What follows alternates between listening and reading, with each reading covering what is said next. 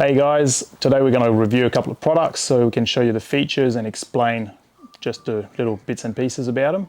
Alright, just going to do an overview of this power steering pump kit for your RB engines, and I'll explain what's in the kit, what it does and how to assemble it.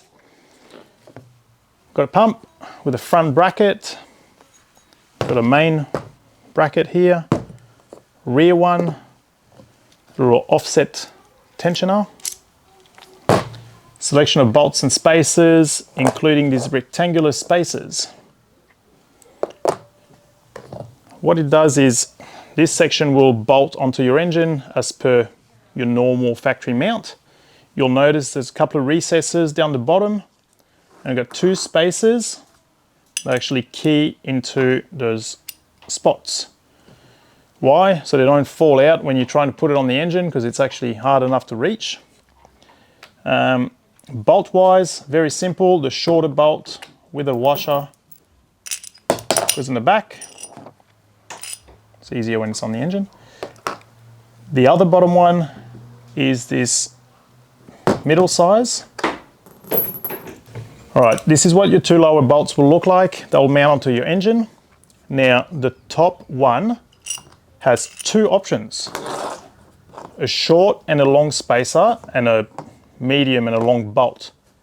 That's why there's only one washer left. You're only going to use one combo. Your 20, 25, 26 engines will use the long one because the top bolt screws into the cylinder head. So it actually needs to be longer. On your RB30, because they're a taller block, the top bolt actually screws into the block. Therefore, I didn't put the washer, but you need the washer. You actually use the same thickness as the other three because they're on the same plane. That's the reason why you'll end up with an extra bolt and an extra spacer. You'll notice this top hole is actually elongated vertically. The reason being, on your 20, 25, 26s, it screws in the head as previously mentioned, and you will have different thickness head gaskets by 0.1, 2, 3, 4 of a millimeter. So we've allowed for this. The difference in head height, instead of having tight holes, we just elongated the bolt hole for you. The bottom ones are nicely keyed, so we don't get any alignment problems or misalignments. This is what it will look like. So that's step one. You got to identify what engine model you've got and use the right selection of bolts and spacers. It's pretty straightforward. You can't really mix it up. It all makes sense when you look at the pattern and the recesses. And you'll notice we've got some nice slots over here. Got some holes in the front. I'll explain why. So the front bracket goes in here. Now, Nissan, in their great wisdom on those engines, they have different pulley offsets. So the balances are different, and where the belt sits in relation between these three bolt holes on the block and the balancer, it changes. Your RB26s have two offsets. Your R32 GTRs are different to your R33 and R34 by about 3.5 millimeter. And your 20, 25, and I think 30s use a different offset altogether, which is a 0, which is this one. This one is our 0 offset, which will suit your 20 and 25s. For your 26s, we actually need to move the pump forward by 10 millimeter on the R32 GTR, and by 6.5 millimeters on your R33, R34s. So instead of making three different kits, we just made one kit that will suit all your engines. The reason being, we've seen guys that have R32 GTRs, but they have an R33 ATI balancer, for example, on their engine, because that's the only difference. It's the offset on that pulley will be out by 3.5 mil. So very easy. We put all the spacers in the kit. You can select what you need. Same with the 30 bottom guys. So the guys using RB30 bottom ends and 3.2 strokers and all that sort of jazz. You will use a RB26 balancer most likely, so depending on the model you've chosen, you'll use the right spacer to suit. So we'll just put this little spacer here, that's an R33-34, goes in the front, then very easy, 25mm long cap screws, got little spots for them.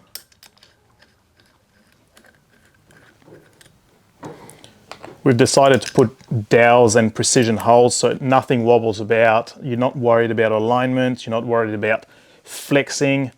This is 20mm thick billet. It's quite sturdy. You can torque these to 10 Newton meters or 12 Newton meters. So that's nicely attached. And because we've decided to brace the back of the pump to prevent any flexing, because you'll be amazed how easily this actually can flex under high RPM and loads. So the back is nicely braced with this rear bracket.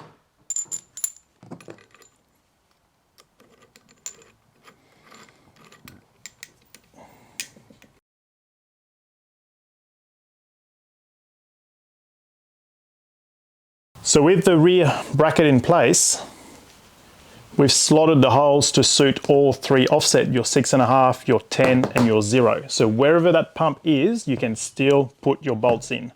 Same thing, 25mm long cap screws. They just go in there. So you can see here, depending on where your spacers are, your pump will move 0, 6.5, 10. And your rear bolts always have a place for it. So wind these bolts in evenly. I don't know if you can see what I'm doing. The best is to sort of nip it up. Don't tighten it yet because we want these to be in position, the rear one to be in position. Then you can actually tighten the whole lot. Just keeps everything nice and even. So now your pump is mounted, secure, and in the right position.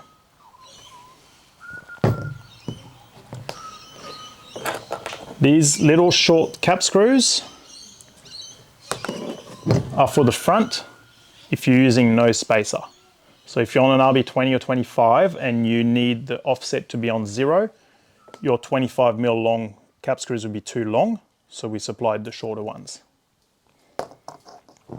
So in this particular application, we're doing an RB26 on an R33 GTR. We're going to have 2 little cap screws left over and a short spacer and a 45mm long bolt. And the 10mm nugget, because that's only for R32 GTR. So this is for your random collection. We'll have a pile like that in the workshop. It'll come in handy for some, I don't know, you might end up pressing a bearing with it. Now the last little thing, we've got an offset pulley. It acts as an idler for your belt and it as a tensioner at the same time, and I'll show you how. Got a little spacer here, that's very important. I mean, if you don't put it on, this is not going to spin.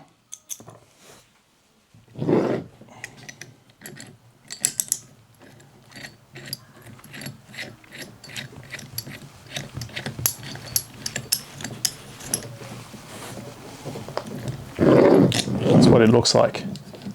This can move off center. All right, this is your belt tensioner.